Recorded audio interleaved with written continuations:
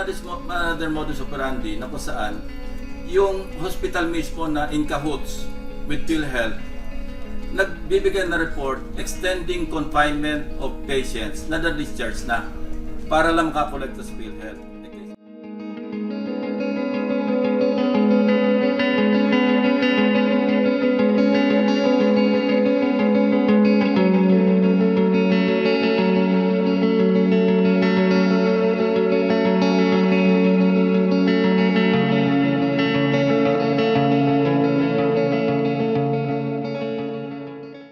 What the hospital did was to go back to PhilHealth and appeal.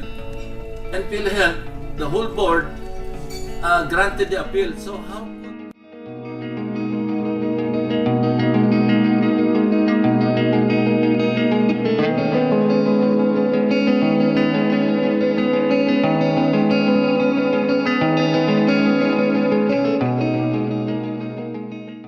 And there's 217 billion pesos appropriated by Congress. And there's another 22 billion expected from the sin tax.